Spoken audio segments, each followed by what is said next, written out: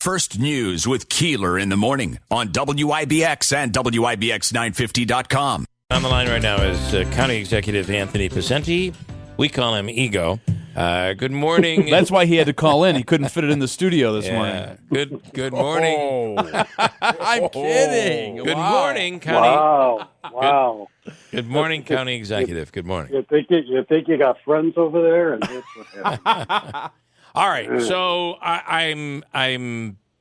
How did this all happen? And the mayor Friday is saying, how can't you look at this as being a great deal for everyone? This is just the best possible scenario. We couldn't tell you about it, Tony, because there was a non-disclosure agreement, so you could not be privy to this. How do you respond to all that? Well, look, we've been talking about parking for 4 years. 4. Not 1 month, not a week, not a year, 4 years. And, we just went through a whole debacle on the joint garage that we were supposed to do together and in a 3-way agreement. That fell apart.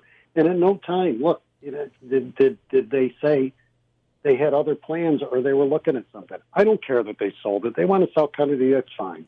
You couldn't tell anybody about it. And don't tell me about non-disclosures. I signed thousands of them in my time with ESD and in the county. But I mean, a disclosure of the one developer that gets 90% of everything that goes up for sale in Utica. I mean, so look, if that's the case, fine. At least say you were going to sell it. I mean, or you were looking to sell it. There were ways that you could have communicated this, and he could say all the things he wanted about how great it is, and how all this great that he's moving the city forward and everything, and that's all well and good. Those platitudes are all self gratifying or whatever, but. Let's say what it really is. I mean, you couldn't say anything about this to the hospital system and to the county that you were doing this. Come on, what are we going to do? Am I going to come on Bill Keeler and say that they're selling Kennedy Garage? If there was a non-disclosure, we're all public officials. We know what the rules are. Right. Normally, you would in a situation like this, the city would come and say, hey, they're going to make you sign we want to bring you in. They're going to make you sign a non-disclosure, right? Right, and you look. How many times have I been on this over the past 15 years? When before when it was AMS, when it was everybody else, nobody said who it was. Right. People speculated and all that stuff. I mean, those are the kind of things you do. I mean, but to say that you couldn't tell anybody, I'm just not buying it, and that's fine. Look, everything seems to be for sale in Utica anyway that they can't do and that they can't figure out what to do with. So, can I ask you, Michael here would like to know if you finally cleared out your voicemail so the mayor can get in touch with you. Well, yeah, I know that's the only way you can get in touch with me. I mean, that's really that's really another one. I mean, look, does my voicemail pack up? Yeah, of course it does. Everybody's does. But nobody called my office. No, right.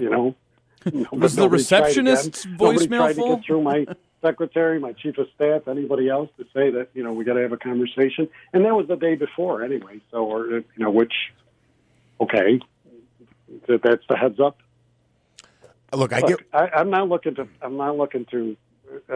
get in a tit for tat with the mayor. I mean, I've been through enough with him already. I mean, the point here is you don't communicate with anybody, and that's the bottom line. And anybody that looks at this any differently can't look at it by not seeing that to say you've been working with two partners in a multi-billion-dollar or $1 million in development in your city.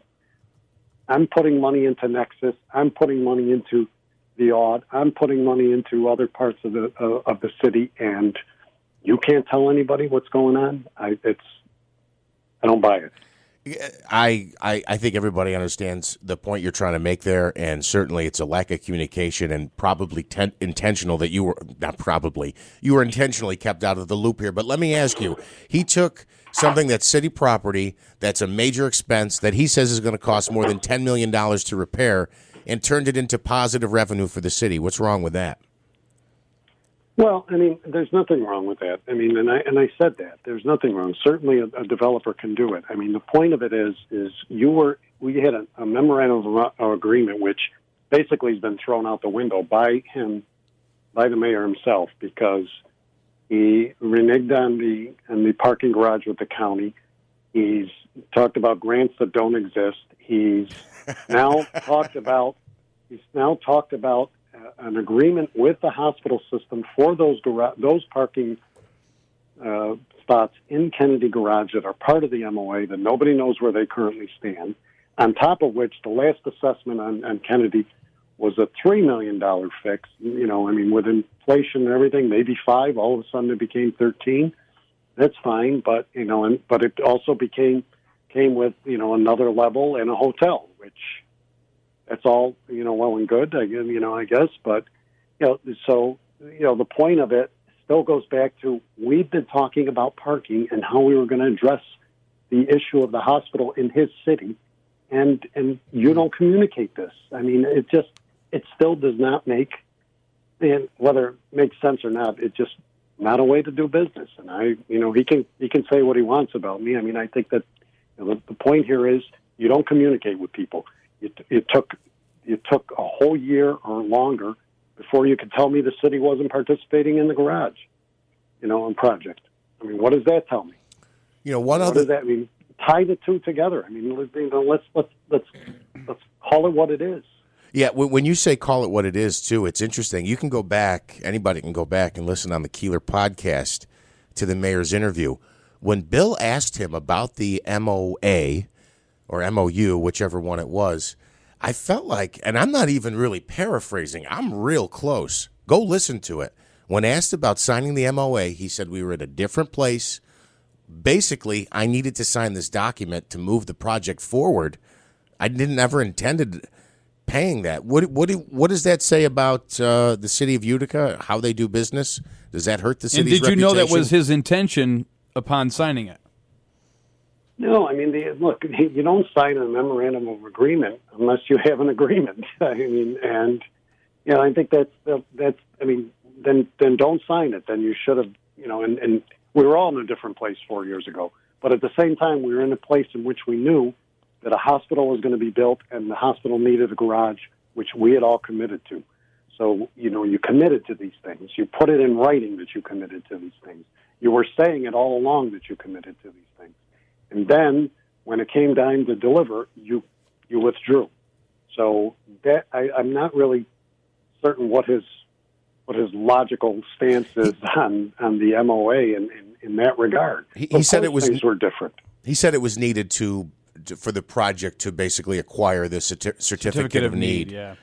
But said that the city could never afford the $600,000 per year payment or whatever the payment was going to be.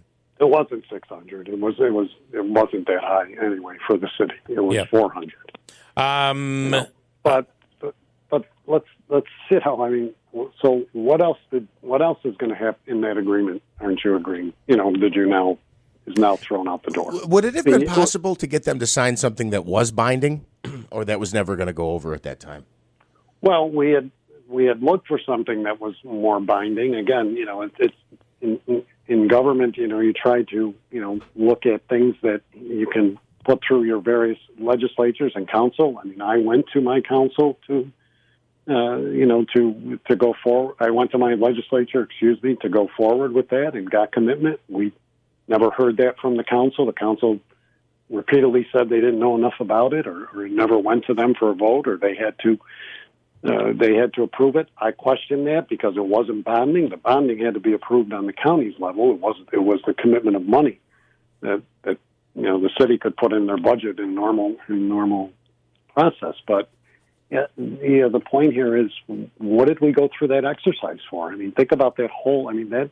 If you read that MOA, it's not a one page, one paragraph agreement. It's an agreement between the two governments of the largest governments of this community and the largest hospital system. So it's not just a piece of paper that you can throw away and say that it didn't doesn't matter anymore. Yeah. Two interesting things that the mayor said on Friday. Number one is that he had offered it to MVHS. Said, "Hey, we're thinking about selling Kennedy parking garage. Do you want to buy it?" MVHS has said unequivocally that never happened. They say it never happened. And the other part of this is that MVHS owns half the airspace of the parking garage. That's so correct. how in the world are you going to build? How does this come to fruition when you got to go through MVHS to get there? And we've been talking, again, I'm going to go back over and over and over again. It's Groundhog Day. I mean, we've been talking about parking every time we met. We met, up to the heart of the pandemic. We were meeting once a month, if not twice a month, with the hospital system, the mayor, myself, and Alicia Dix from the Community Foundation to look at all of these aspects and talk repeatedly about parking. And no time do I ever remember the subject of Kennedy Garage being sold, which, on the other hand, let's also talk. So it is a public asset. You signed a non-disclosure. You didn't have to say who you were selling it to. You could have said it was for sale, though. Correct? Right, correct. If it's a matter of a non-disclosure, I'm dealing with Bill Keeler, but I can't tell anybody that. I can still tell somebody I'm looking to sell this asset. Right. And never was that expressed. I don't remember it being advertised. I know that urban renewal has quirky rules in terms of how they do that. But at the end of the day, if you're going to sell a city asset or a county asset, I just can't do that. I just can't come into the highest bidder, or somebody walks in, Steve Wynn walks in and offers me $10 million for the airport. I can't just take that and say fine. I have to go out to bid. I have to advertise. I have to auction. There's all different ways to do that. Now, I know that urban renewal, they will tell you it's different. That's fine, but the appearance of it doesn't pass the smell test. It's like, why didn't you say it was for sale? Does anybody remember ever in any articles and any discussions that we're looking to sell Kennedy because we can't fix it? Are you alleging there was some impropriety in the deal? You referenced earlier it was sold to a company that buys 90% of the property in Utica. You're saying it wasn't properly advertised. I know you've alluded to different rules because of, I don't know if it was urban renewal, but are you alleging there was some impropriety here? No, I'm not alleging. I'm questioning the process, and I'm questioning the overall scenario that took place. All of a sudden, like I said, and I know I'm repeating myself, and I apologize. We've been talking about parking over and over again. We've been talking about garages over and over again. Nobody knows this is for sale. No other developer knows this is for sale. I mean, MVHS, who needs the parking, doesn't know it's for sale? In fact, the public doesn't know it's for sale. And, on top of which, if he told me when he said he couldn't pay for the city-county garage, by the way, I got to sell Kennedy. I can't fix that either. Well, it's interesting because I asked, and he said that he did not know about this sale when he pulled out of the MOA. I found that to be kind of interesting. So this all happened in the last 25 days? He did not know about what? I'm sorry. He did not know about the sale of Kennedy Garage, that he was going to sell Kennedy Garage. He said he didn't know. This all happened very quickly, is what it was implied to me on Friday.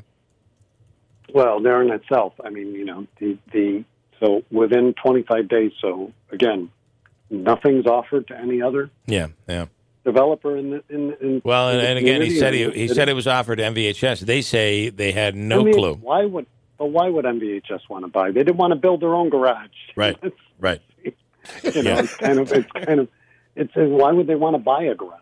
Right. I mean, they're building a $600 million hospital in your backyard, and why would you want to sell them and something that needs repair on top of it? But furthermore, that you committed over 200 spots to in